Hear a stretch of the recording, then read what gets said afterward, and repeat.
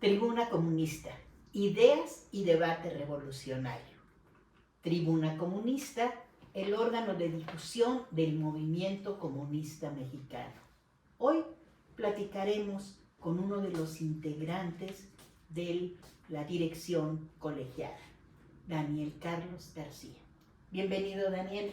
Gracias por la invitación. Cuéntanos, Daniel, ¿cuándo y por qué surge Tribuna Comunista?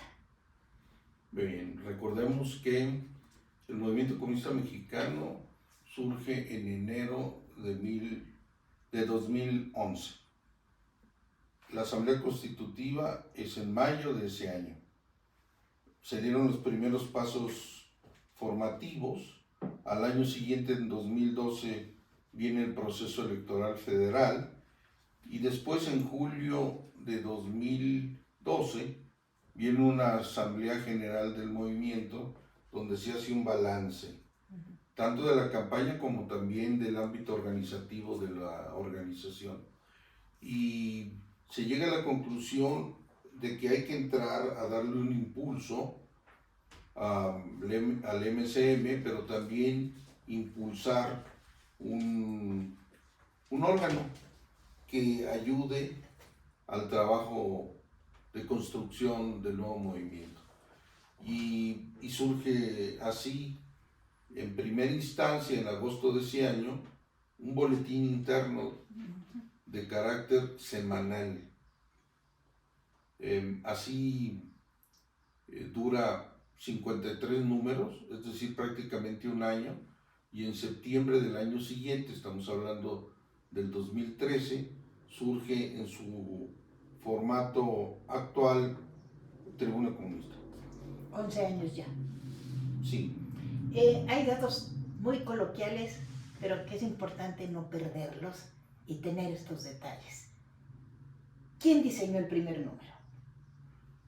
El boletín no tuvo un diseñador en sí, y eso lo vemos incluso en el carácter rudimentario de su diseño. Pero ya como revista electrónica, quien hizo el diseño, incluso el primer cabezal, fue Paloma Robles, la hija de Javier Robles y de Guadalupe Ortega. O sea, dos connotados cineastas comunistas mexicanos. Y miembros del MCM. Y miembros del MCM, así es. Muy bien. ¿Qué representa Tribuna Comunista para el movimiento comunista mexicano? Durante muchos años se constituyó como el principal referente político. Prácticamente, y está a lo mejor mal decirlo, pero más que el trabajo político que se realizaba, el MCM era conocido a través de su publicación, porque empezaba a circular incluso en lugares donde nosotros no teníamos membresía. Y no me estoy refiriendo solamente al ámbito nacional, sino también al ámbito internacional, porque era, como siempre, ha tenido la distribución electrónica a través de redes sociales. Entonces llegamos a muchos países de los 5 continentes, y no solamente en la República Mexicana. Generalmente hay una variedad de temas que se tratan en la revista, pero cuéntanos, ¿cuál es la línea editorial y cuáles son los temas principales que trata? Bueno, hay que considerar que Tribuna Comunista, más que una revista de carácter política, es un banco de información. Es decir, que sirve como instrumento para el estudio y para el conocimiento sobre los temas de coyuntura, para no solamente los miembros de nuestra organización, sino también para aquel interesado que se reivindique como de izquierda socialista. Y en este sentido, la línea política es precisamente esa. Es decir, mostrar un escaparate de opiniones diversas pero todas centradas al tema de la izquierda socialista, su propuesta, opiniones sobre el tema de coyuntura, sobre la agenda política nacional y sobre lo que proponen los comunistas mexicanos. De alguna otra manera eso es lo que se expresa en tribuna y lo que nosotros estamos mostrando en cada número, sobre todo en el editorial, que de alguna otra manera muestra lo que nosotros pensamos es lo fundamental dentro de la agenda política del momento y en México. Perfecto. Hablando de México, ¿cuáles serían sus poblaciones lectoras? ¿Solo local? ¿Están más ampliadas? Y bueno, esto tendríamos que ver cómo se distribuye, o sea, cuál es el mecanismo de distribución y a qué poblaciones llega. Bueno, llega básicamente a los interesados que cojean del pie izquierdo, que su corazón se encuentra a la izquierda. Y nos hemos dado cuenta que no obstante los elementos deficitarios en cuanto a la distribución organizada de la revista, se distribuye mucho más allá de lo que nosotros pensamos. Cuando a veces salimos al interior de la República, nos hemos dado cuenta que hay compañeros que ni siquiera nosotros nos imaginábamos que conocían primero la revista y después que eran lectores de la misma. Y eso sucede. Eso quiere decir que la cantidad a la que llega es mucho mayor de lo que nosotros pensamos. Y un último recuento que lamentablemente no se ha actualizado, nos decía que nacionalmente podía llegar a unas 60,000 personas. 60,000 personas, es muy buen número, muy buen número. Pero no suficiente. Claro, siempre hay que pensar en ir más allá. Una pregunta importante me parece a mí en el momento en que estamos viviendo, y son las nuevas tecnologías de la información. ¿Cuál es el reto de Tribuna para enfrentar estas nuevas tecnologías de la información? Primero, es un solo instrumento. Yo creo que se tiene que adecuar incluso contenido, formato, diseño a un complemento comunicacional que garantice que haya otros instrumentos que se conviertan en brazos de lo que es la necesidad comunicativa del movimiento comunista mexicano. ¿Cuál es el elemento deficitario? Que hasta ahora solamente tenemos tribuna y que nos hace falta subrayar algunas iniciativas que debemos implementar en otro sentido. Por ejemplo, un elemento autocrítico es que Tribuna no es una publicación atractiva para los jóvenes. Pero entonces tenemos que crear, aparte de lo que es Tribuna, una publicación en torno a lo que es la inquietud de los jóvenes. Y para eso hay que crear toda una estrategia política a seguir en redes sociales. Hay que hacerlo. No es sustitutivo, insisto, es complementaria. Muy bien. Justamente he tomado aquí esta portada porque veo que pues, a lo largo de su historia, que es ya bastante, la primera página se ha dedicado en favor de diferentes movimientos sociales, de diferentes posturas políticas e ideológicas, y de hombres y mujeres que han contribuido desde diversos ámbitos. Aquí tenemos a Unzueta y a Panchita, aquí tenemos al Coronilazo, nada más y nada menos. ¿Qué nos puedes comentar respecto? Que el Coronilazo es Siqueiros, hay que decirlo. Claro, es que aquí ¿No? se ve. Es Mira. el Coronilazo, por eso lo Sí, dije aquí. pero no todo el mundo conoce a Siqueiros, lamentablemente. Bueno, ciertamente. Pues aquí lo vamos conociendo.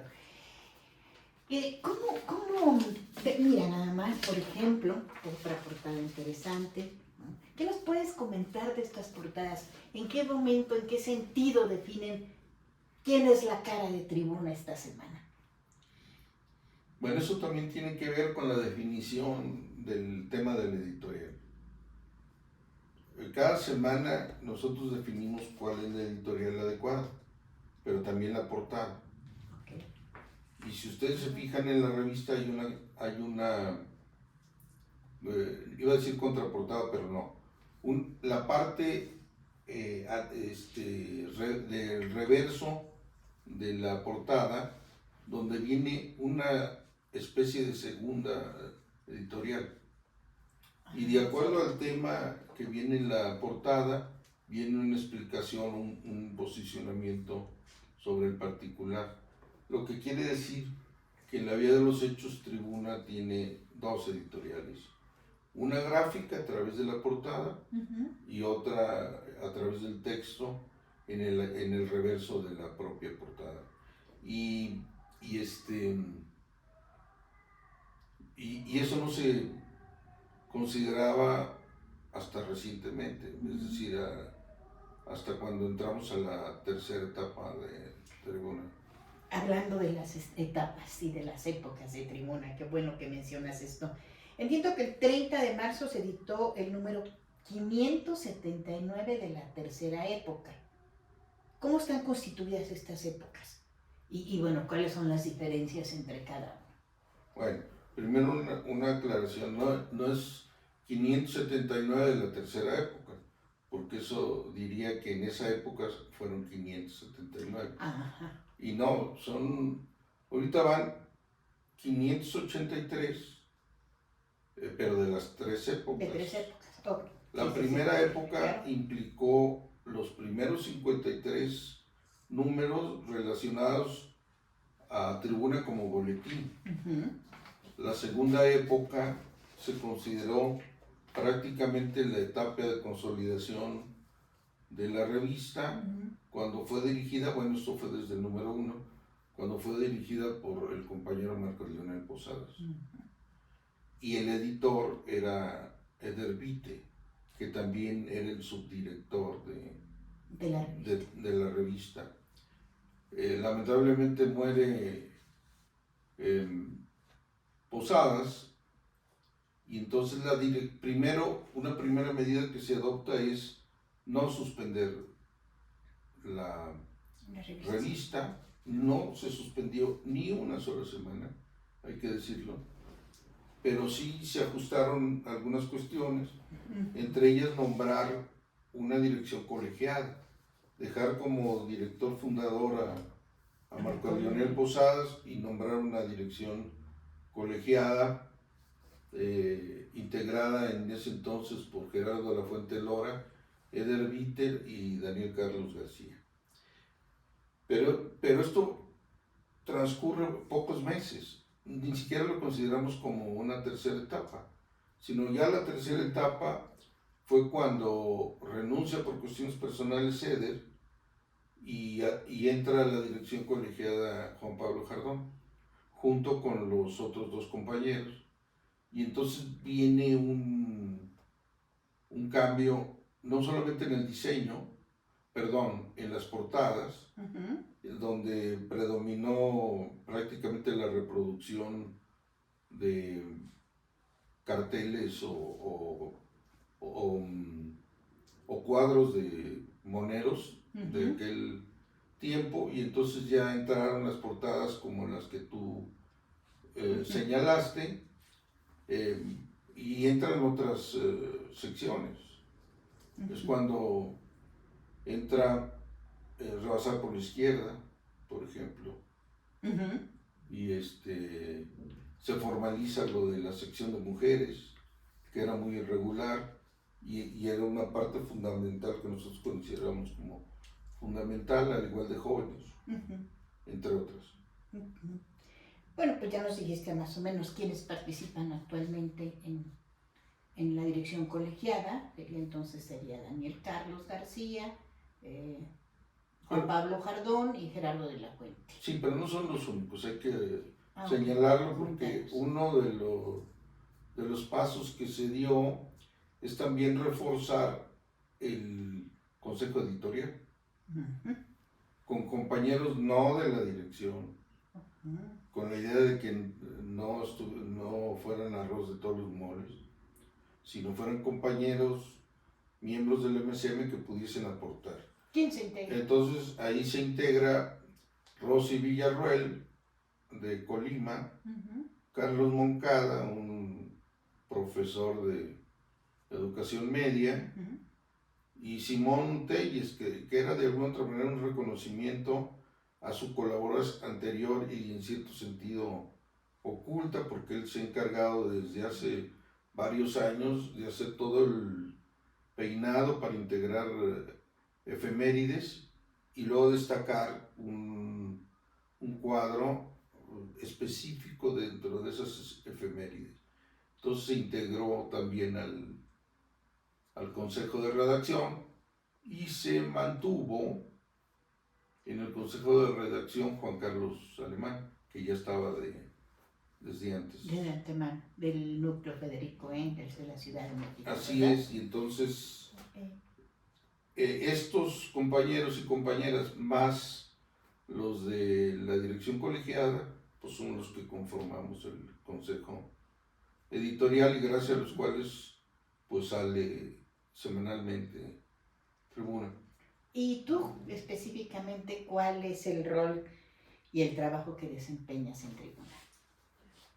Bueno, primero, bueno, ser parte de la dirección colegiada que implica tener claridad en los contenidos de, del- de la revista, revisar y leer absolutamente todos los materiales. Si estamos hablando de 40 materiales, hay que leerlos los 40, porque ha habido ocasiones en que el, el material no es adecuado ni para el número, ni para lo que piensa el movimiento comunista mexicano, entonces tienes que excluirlo, es decir, no vamos a poner un artículo que sea anticomunista, por ejemplo. Claro. Evidentemente que no. Entonces hay que leer absolutamente todo. Y luego, después de la selección, mando al consejo editorial los roles que se vayan juntando. Entonces a la semana mandamos 4 roles. Ajá. Con los distintos materiales para que los revisen. Hay incluso compañeros que lo revisan incluso en cuestión de redacción, como es Rosy Villarreal, que le mete mano también a lo que es como corrección de estilo. Como corrección de estilo, así es, en este sentido. Y por lo regular yo elaboro el proyecto de editorial. Cada número. Muy bien. Y después que el editor tiene de alguna otra manera la versión final, la reviso. Es decir, reviso y hago las observaciones correspondientes. Pues sí. Muy arduo trabajo, ¿no? Sí, pero es cosa de organización. Claro. Y finalmente, Daniel Carlos, ¿habrá una cuarta época?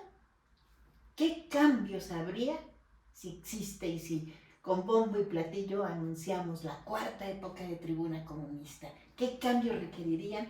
¿Qué cambios habría para pensar en esta cuarta época? En lo particular yo he estado insistiendo en lo que le llamamos complejo comunicacional.